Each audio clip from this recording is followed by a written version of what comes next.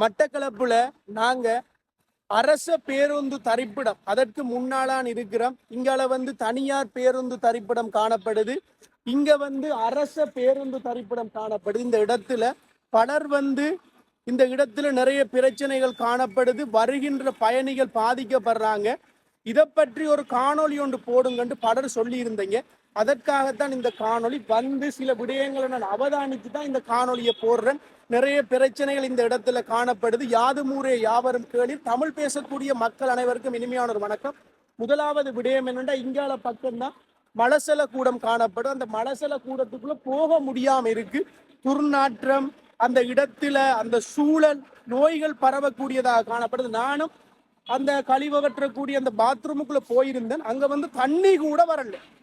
தண்ணி வரலாட்டி அங்க சிறுநீர் கழிக்கக்குள்ள, மலம் கழிக்கக்குள்ள எப்படியான அந்த கிருமிகள், அங்க நோயாளிகள் வருவாங்க, பெண்கள் வருவாங்க, சின்ன குழந்தைகள் வருவாங்க. அவங்களுக்கு எப்படியான அந்த நோய் தொற்றுக்கள் ஏற்படும் என்றதை நீங்களே அவதானிச்சு பாருங்க. அதோட இந்த பகுதியில குடிநீர் இல்லை. இவ்வளவு காலத்துக்கு இந்த இடத்துல குடிப்பதற்கான குடிநீர் இல்லை. அதோட இந்த இடத்துல நிறைய பிரச்சனைகள் காணப்படுது. மக்கள் அன்றாடமாக வரும் பொழுது நிறைய பிரச்சனைகள் இந்த இடத்துக்கு காணப்படுது. அதோட இதற்கு மேல இருக்கக்கூடிய இடம், இந்த மேல இருக்கக்கூடிய கடைகள்ல கூட ஒரு தூய்மை இல்லாம, துப்புரவு இல்லாம, அந்த புறா எச்சங்கள் அப்படித்தான் காணப்படுது. அதோட இந்த இடத்துல வரக்கூடிய மக்கள் நிறைய பிரச்சனைகளுக்கு உள்ளாகுறாங்க. அதோட இந்த இருக்கக்கூடிய மலசல கூடத்தை சரியான முறையில பராமரிச்சு இங்க வரக்கூடிய மக்களுக்கு தண்ணியை கொடுத்து, அதோட இந்த இடத்துல நிறைய பிரச்சனைகள் காணப்படும். எல்லா பிரச்சனையும் நான் காணொலிகளா போடல. நீங்க இந்த பகுதியில் அவதானிக்கக்கூடிய பிரச்சனைகள், இங்க கடைகள், இங்க மேல கடைகள்ல கூட நிறைய பிரச்சனை இருக்கலாம் சொல்றாங்க. அந்த ரெண்டர் கொடுக்க கூட அந்த இன்ஃப்ளூயன்ஸ் எல்லாம் பயன்படுத்தப்படுறதா சொல்றாங்க. இப்படி நிறைய பிரச்சனைகள் இருக்கு. ஆனா முதல் கட்டமாக தண்ணி இல்லை, இந்த மலசல கூட பிரச்சனை.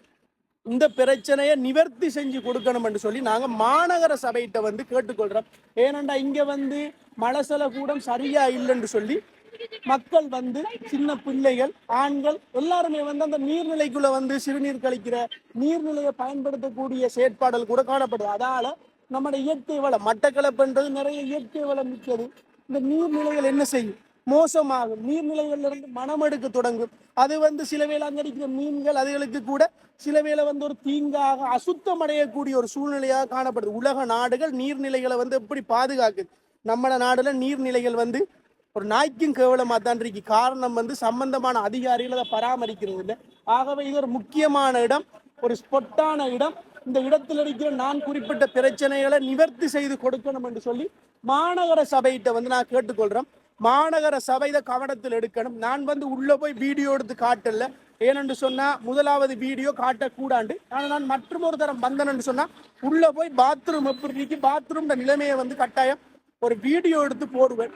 வீடியோ எடுத்து போட்டா மக்கள் அவதானிக்கலாம். ஆனா நீங்க இதற்கு கீழே உங்களோட கருத்துக்கள், நீங்க எப்படியான பாதிப்புகளுக்கு உள்ளாயிருக்கிறீங்க, எப்படியான பிரச்சனைகளுக்கு இந்த பஸ் தரிப்பிடத்துல நீங்க எதிர்நோக்குறீங்கன்றதை கீழே கமெண்ட் பண்ணுங்க. மாநகர சபையை நான் நம்புறேன். அரசியலை தாண்டி மக்களுக்கு சேவை செய்வீங்கன்ற நம்புறேன். நம்பிக்கையை காப்பாத்துங்க, மக்களோட நம்பிக்கையை காப்பாத்துங்க.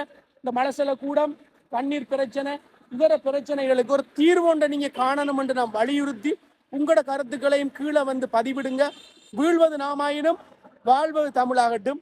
மக்களோட பிரச்சனையை வெளிப்படுத்துவதற்கு நம்ம எப்பயும் பயப்படுறல. மக்களோட பிரச்சனையை வெளிப்படுத்தி ஒரு தீர்வு காணணும் என்றதான் நோக்கமே தவிர எந்த ஒரு அரசியல் காரணத்துக்காகவும் இந்த பதிவு இல்லை. அதை நீங்க விளங்கி கொண்டா சரி. நன்றி.